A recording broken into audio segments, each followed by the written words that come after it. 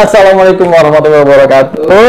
Kembali lagi di program Modus Simo The Build Show.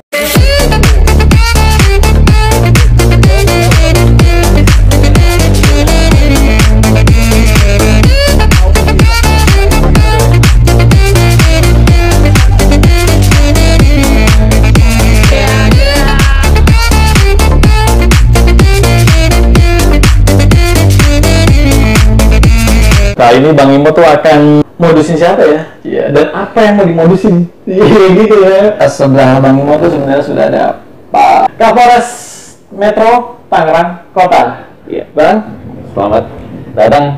Selamat datang. Di sempat macet tadi ya. Perjuangan berat lah ya. Bang Zambi Nugroho, benar? Iya, betul. Waduh, harus googling kan? Nama panjang pakai salah, Bro. Kalau udah ngobrol bareng sama polisi ini biasanya kalau nggak jauh-jauh ya dari mungkin keamanan ya, keamanan, Kapitmas ya kan. Terima kasih Pak Kapolres sudah menerima Bang Imo di ruang kerja langsung. Cucik dah pakai eksklusif, cucik. Temanya masih dalam netralitas tanpa batas. Wah, temanya modusnya itu. Iya. Netralitas tanpa batas. Mungkin lagi sibuk nggak nih, Pak Kapolres? Ya, kerjaan polisi pasti sibuk ya, ini makanya setelah kesibukan kita masih ada waktu untuk ketemu sama Bang Imo. Waduh.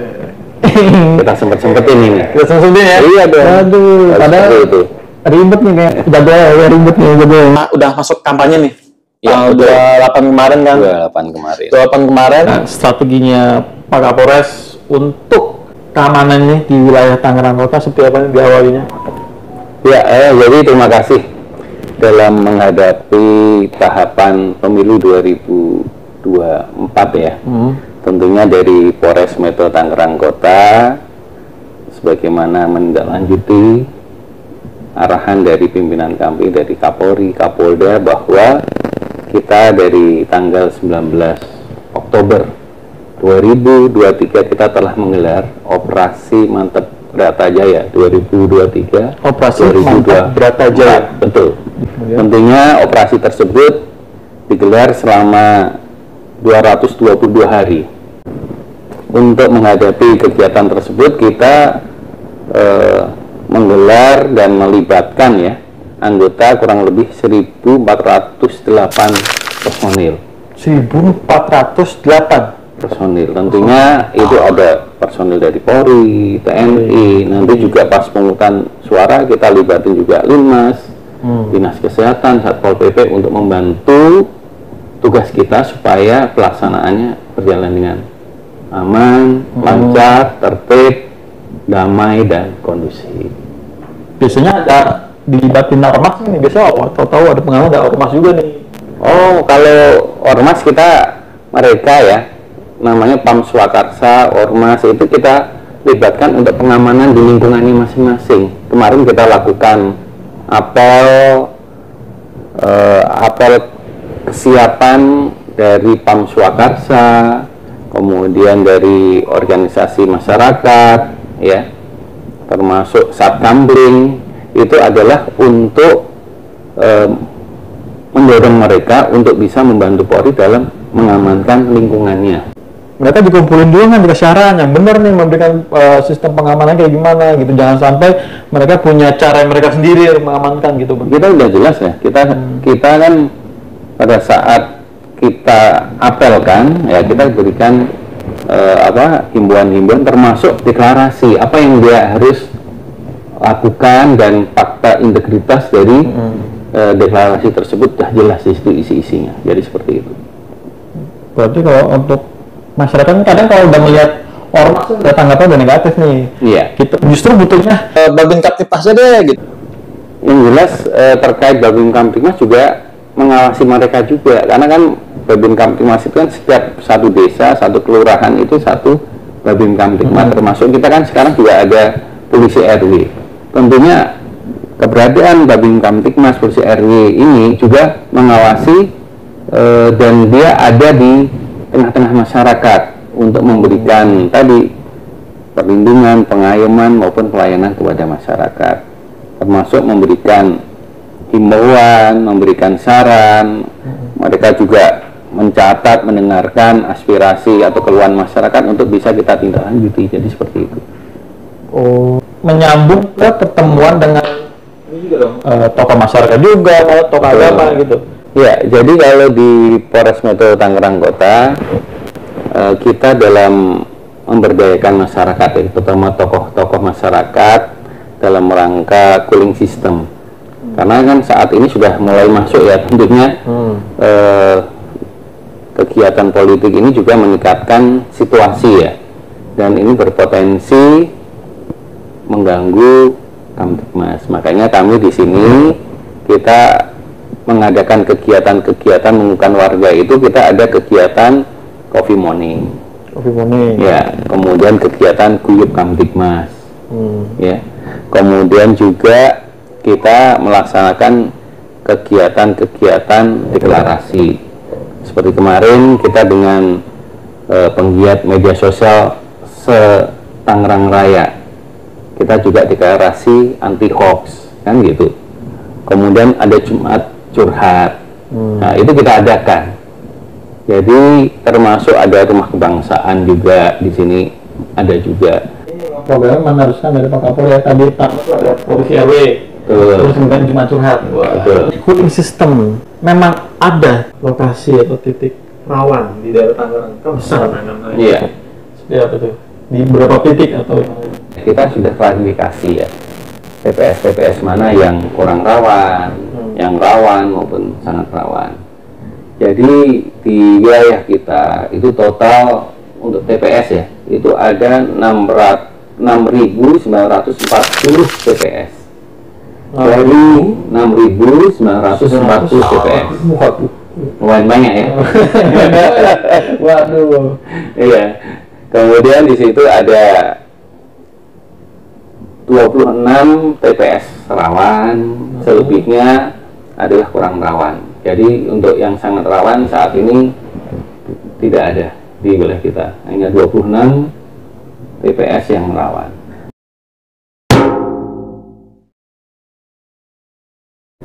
Kenapa dilihat dari mana nih TPS ini? Tentunya satu adalah jarak antara Mako Polres dengan lokasi.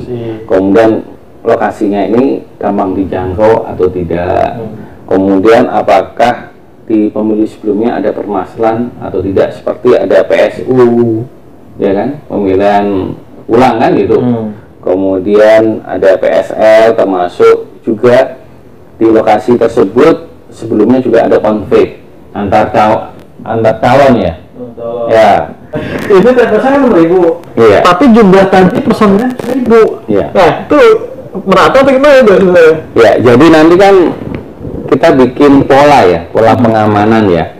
Misalkan kan ada TPS kurang rawan, ada TPS rawan dan sangat rawan. Ini polanya beda. Yang kurang rawan misalkan 1:12 ya, satu personil ngawasi 12 TPS yang ada di sekitar.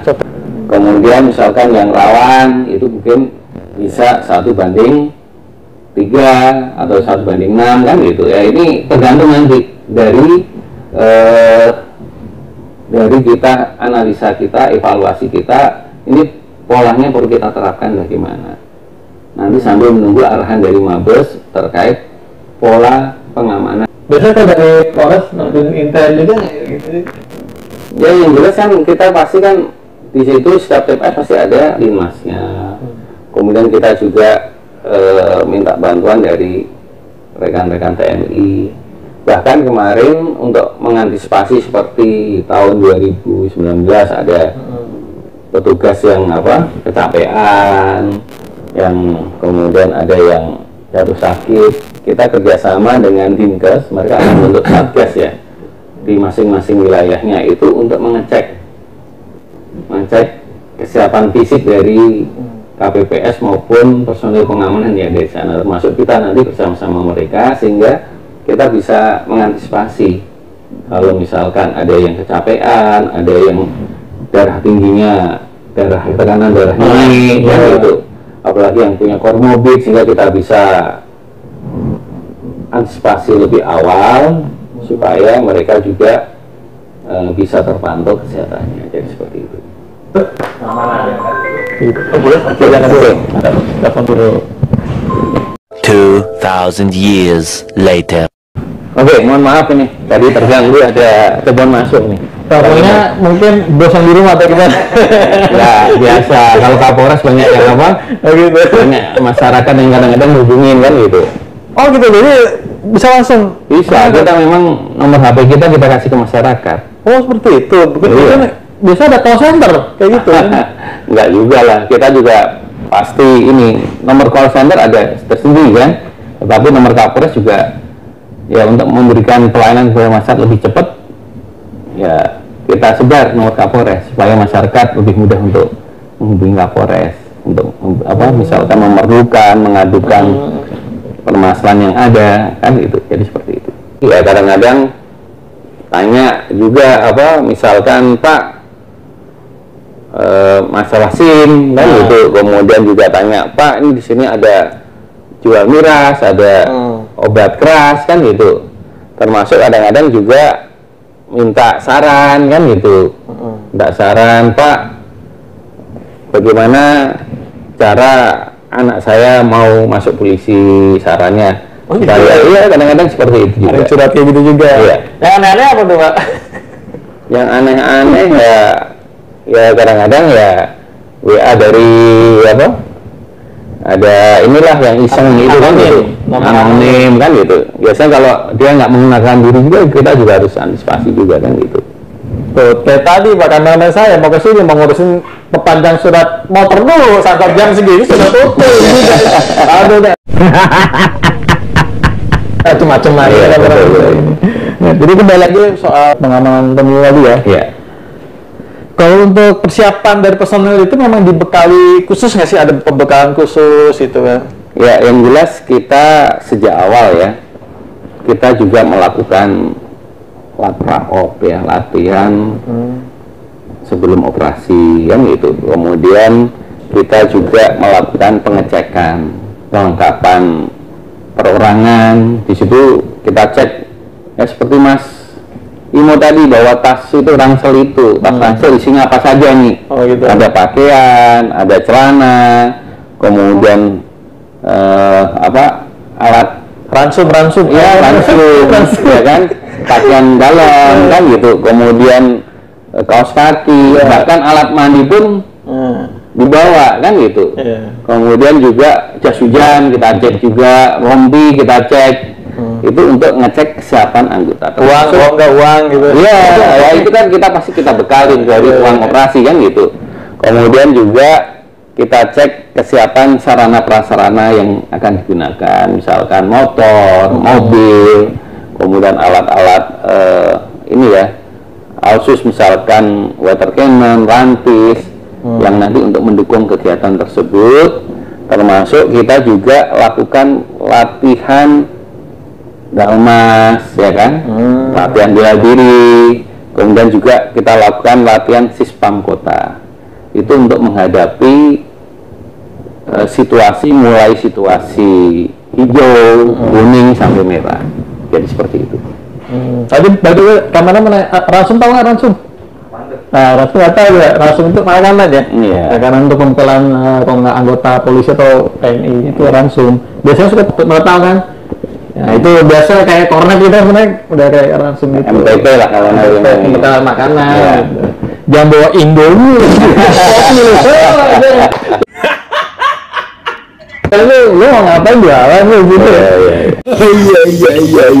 Di poros-poros itu kan suka ada latihan simulasi kayak kalau ada masa bergerak. Betul. Tadi makanya kan namanya sispam kota ya. Kota itu ya? Iya, itu tadi makanya ada situasi hijau pada saat situasi itu misalkan dalam keadaan normal ya kan, mungkin situasi kuning mulai ada gejolak, masyarakat mulai demo, mulai mendatangi lokasi-lokasi yang akan menjadi sasaran mereka, termasuk mereka udah dorong-dorongan, itu situasi kuning kan gitu. Kalau udah merah itu udah tadi mulai ada yang apa pelemparan, sudah ada yang bakar ini kan, kemudian nyerang petugas kan gitu ya, itu sudah situasi merah. Sudah dilakukan itu tim simulasi itu? Sudah. Kita di sini, depan sini. Iya, di Taman Elektrik ya. Oh. Di depan Puspem ya, di kantor wali kota, biar kita tahu juga di situ ada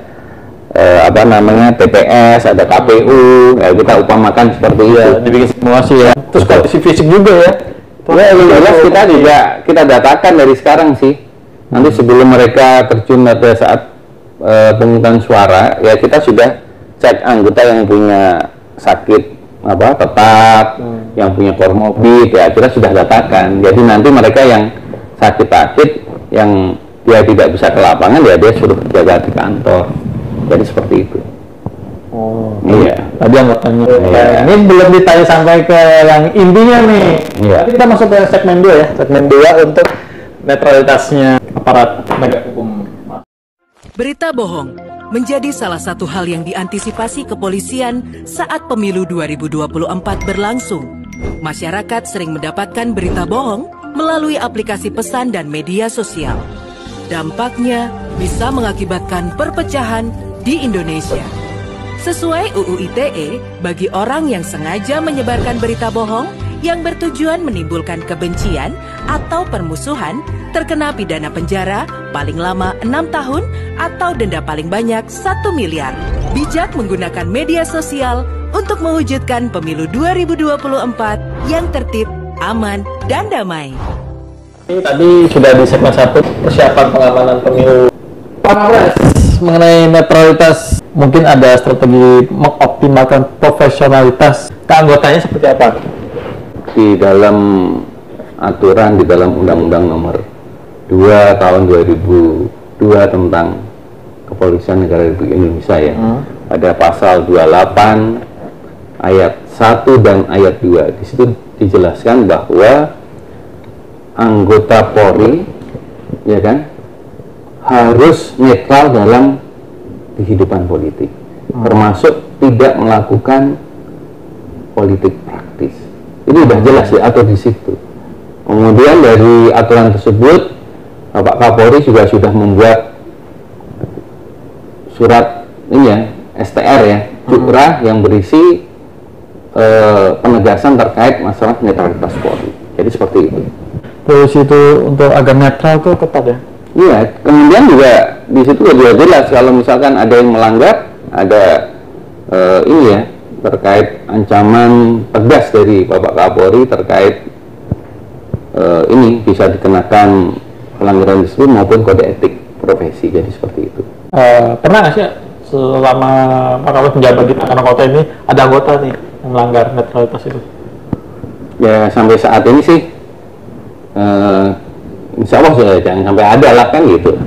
Ya tentunya kita selalu mengingatkan pada mereka ya, termasuk kepada pejabat-pejabat di lingkungan Polres, baik itu PJU, Kapolsek, termasuk anggotanya. Dari STR Pak Kapolri itu kita teruskan kepada jajaran, sekalian kita kasih penekanan kepada mereka ya terkait masalah netralitas Polri ini sendiri. Bentuknya apa saja kan, sampai kita nggak boleh foto pakai apa simbol jari jari ya kan, ya kan, tidak boleh foto dengan pasangan calon ya kan, termasuk penggunaan sarana ini juga nggak boleh di situ, sarana innocent gitu dan lain-lain. Jadi udah jelas di situ beberapa arahan dari Bapak Kapolri. Jadi seperti itu. Yang polisi juga sih, ASN juga sebenarnya ya. Iya, sama memang juga. harus puasa berpolitik sebenarnya. Iya. Ya bertahun-tahun kan karena sudah mengabdikan untuk negara. Termasuk ke istri juga nggak sih? Seperti itu ada aturannya. Kita ke istri ya kita serahkan kepada mereka. Mereka kan punya hak pilih ya. Silahkan pilih sesuai dengan ininya ya, yang ininya yang diyakinin aja. Jadi seperti itu. Kecuali kalau istri juga polisi juga. Ya, kalau istrinya polisi juga baru nggak bisa. Kalau sipil ya mereka punya hak pilih ya, jadi seperti itu. Tapi sekarang di era digital nih, medsos ya. Pak Kapolres sebenarnya aktif di medsos nanti.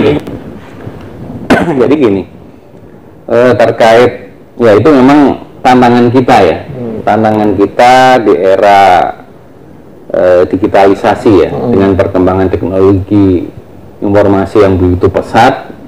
Nah, itu tantangan kita bagaimana kita mengedukasi dan memberikan literasi, bukan hanya kepada anggota Polri, termasuk kepada masyarakat.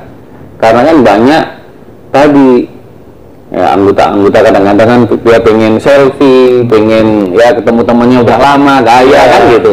Apalagi teman satu angkatan kan gitu. Ya tentunya kita menghimbau pada saat situasi tahun politik ini ya juga harus dia mengerti juga tentang kondisi tersebut ya, jangan sampai melakukan pelanggaran-pelanggaran sebagaimana yang diarahkan dalam curah yang disampaikan oleh Bapak Kapolri, termasuk penyebaran berita hoax ya kan, kemudian berita sara, kemudian ujaran kebencian, hate speech kan gitu. Bahayanya berita hoax itu, karena berita hoax ini kan bisa membuat perpecahan ya, bukan hanya ini, di dalam keluarga pun kadang-kadang suami istri bisa tidur gara-gara berbeda pilihan, mantat-mantatan itu. Nah kan bahkan antar tetangga pun diem-dieman berbulan-bulan tuh gara-gara berbeda pilihan kan gitu ya. Tentunya ini ya kita berikan himbauan kepada masyarakat bahwa namanya perbedaan itu hal yang biasa dalam pelaksanaan demokrasi ya, kita harus hargai dan hormati.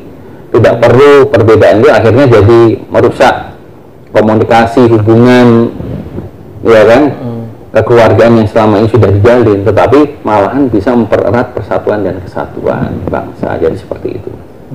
Kalau di medsos hati-hati, jangan terlalu misalnya lagi rame paslon dan calon-calon nggak usah di upload. Pernah ada ini nggak sih kayak jangan buat mereka gitu. Hati-hati ini, jangan. Yang jelas kita kasih tahu bahwa kita harus bijak ya dalam menggunakan media sosial. Ya kita harus santun, kita harus hati-hati ya kan, jangan mudah termakan isu-isu maupun berita hoax kan gitu. Kita harus saring dulu ya kan, kalau dapat informasi dicek apakah ini informasi ini sesuai dengan fakta sebenarnya atau tidak ya kan. Kalau enggak ya jangan mudah men-sharing kepada orang lain kan. Ini kan juga ada aturan terkait undang-undang ITE kan, bahaya itu. Jadi seperti itu ya, karena informasi-informasi ini pasti banyak yang beredar pada saat situasi seperti ini kan gitu. Saya kemarin juga ada tuh yang di berita rame lagi gembar-gembor soal polisi nih sekarang lagi ngontrol, harus pasang CCTV di kantor KPU ya kan. Hati-hati, ada beberapa anggota personil polisi di TPS. Sebenarnya polisi itu hanya memang pure kan pengamanan. Iya, kalau polisi pure pengamanan, nggak ada kita ini ya tujuan lain nggak ada.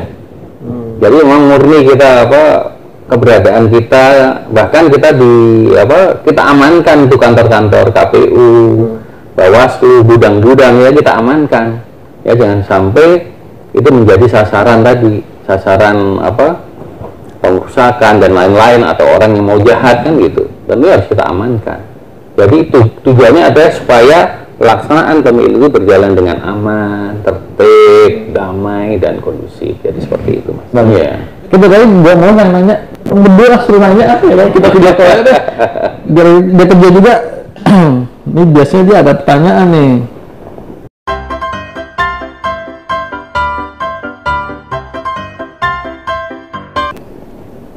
Halo Bang Benur. Kerja.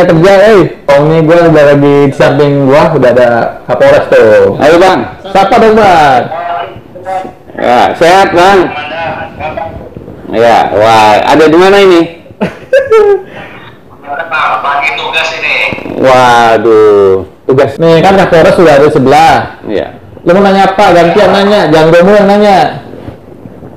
Ya, mana ada beberapa pertanyaan tapi kita persingkat tadi ya. Waduh, berapa puluh pertanyaan? Ya, boleh. Kita udah kampanye nih, capres dan cawapres nih. Iya. Udah akan mulai. Bagaimana filterisasi? Gimana, apakah ketat dalam pendirian posko-posko capres dan cawapres? Mohon izin Komandan untuk menjawab gimana di daerah sekitar wilayah Komandan. Iya. Itu mungkin Komandan. Ya, jadi kita sejak awal ya, kita sudah pernah beberapa kali kita mengumpulkan para partai politik ya, termasuk tim sukses, termasuk kita ngadakan coffee morning kan gitu. Tentunya kita selalu di situ juga ini ya, tidak selalu dihadiri oleh KPU, Bawaslu, teman-teman dari TNI, tokoh masyarakat, tokoh agama, ya. Di situ kita diskusi, ya, diskusi terkait ini apa kerawanan yang akan timbul, ya kan, potensi kerawanan yang dimungkinkan bisa terjadi kan gitu. Sehingga di situ mereka sepakat ya.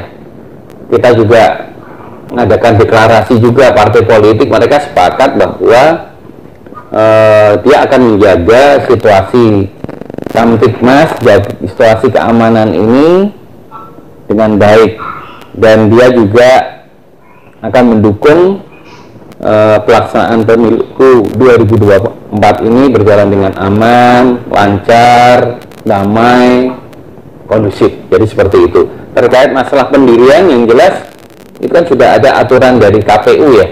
Ya, kita serahkan kepada KPU terkait pendirian posko ini. Tentunya hal itu kan sudah sudah disampaikan oleh KPU kepada masing-masing partai politik. Jadi seperti itu.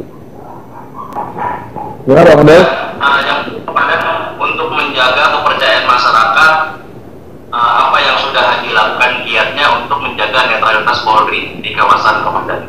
Iya, kita kan sudah untuk menjaga netralitas ini jelas kita ada deklarasi ya kemarin anti hoax. Di situ kan ada diskusi publik, kita sampaikan kepada masyarakat. Kemudian kita juga membuat arahan kepada anggota semua, ya, termasuk pada saat melaksanakan patroli, pada saat melaksanakan kegiatan kepolisian apapun, ya, jangan sampai kita akhirnya menjadi kontraproduktif, ya kan, sehingga tadi jangan sampai ada anggapan bahwa kita tidak netral, ya. Itu kita juga terus lakukan himbauan dan pengawasan kepada anggota, jangan sampai anggota melakukan hal-hal yang akhirnya jangan sampai kita dianggap tidak netral. Jadi seperti itu. Gimana Bel? Baik, terima kasih Komandan, Bapak Kapolres. Gimana Bim? Ada lagi? Bel, lu tadi katanya mau nanya bikin SIM gratis gimana bisa apa enggak, gimana? Sebenarnya nggak ada tanya itu.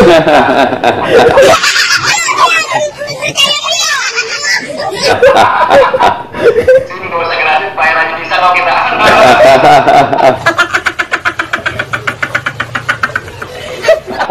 Ya, makanya kerja suruh datang ini. Yang kita mohon maaf belum bisa hadir di tempat. Nanti lain waktu kita. Oke, masih. Untuk pembahasan capres dan cawapres. Iya. Lagi mau dong? Ya. Jangan Pak, slogannya dong. Oke. Slogannya dong. Iya, juga. Oke. Ya. Assalamualaikum warahmatullahi wabarakatuh. Waalaikumsalam. Ini dulu. Ya, sih. Nah, kembali ke Bang Imon nih. Gimana, Bang Imon? Bang Do kan nanya soal izin ketat pendirian posko-posko. Emang ada ya di sini seperti itu ya? Kalau izin bukan ke kita ya, itu mungkin pemberitahuan ke KPU, bukan ke kita, iya. Kita itu kecuali kita izin misalkan terkait pemberitahuan kegiatan misalkan kampanye, mereka memberitahukan ke kita sehingga termasuk ke Bawaslu kan gitu. Mereka kan mengajarkan itu ke Bawaslu, ke KPU, ditembusin kepada kita kan gitu. Kan kita sering mengadakan kegiatan patroli skala besar ya. Dengan teman-teman TNI, Dishub, Satpol PP untuk ke tempat-tempat yang rawan terjadinya Kamtibmas. Mungkin ada pesan atau bekal khusus Babin Kamtibmas untuk menyampaikan ke masyarakat yang secara humanis. Ya, kita sering ya. Kita kan yang langsung bertemu dengan masyarakat itu lebih banyak Babin Kamtibmas daripada Kapolres. Ya. Termasuk Kapolsek, kemudian Kabak, Kasat. Seringnya itu setiap hari itu ketemu adalah para Babin Kamtibmas ini. Tentunya sejak awal mereka sudah dibekali dalam menghadapi masyarakat, dalam berkomunikasi dengan masyarakat, dalam menjalin koordinasi dengan daerah binaannya itu. Mereka yang jelas sudah dibekali bahwa bagaimana dapat merangkul masyarakat, meraih simpati masyarakat. Tentunya semua kegiatan yang dia lakukan harus tadi mengedepankan sisi-sisi humanis, sisi-sisi persuasif pada masyarakat, supaya masyarakat itu lebih mudah dikasih tahu, lebih mudah diarahkan, dihimbau, supaya mereka betul-betul membantu polisi ya dalam menjaga, menciptakan Kamtibmas yang aman dan kondusif di lingkungannya. Jadi seperti itu. Mantap, terima kasih Pak Kapolres nih di programnya Bang Imo di Modus Imo Bedul Show. Terima kasih Pak Kapolres ya. Terima kasih. Mungkin nanti kita bisa ketemu lagi. Dah dari Bang Imo biasa Imo Bedul Show tadi udah bedul udah tampil juga gitu ya. Terima kasih semua. Terus juga dari kameramen juga terima kasih juga. Kita sampai ketemu di modus-modus berikutnya. Bye. Ya, terima kasih.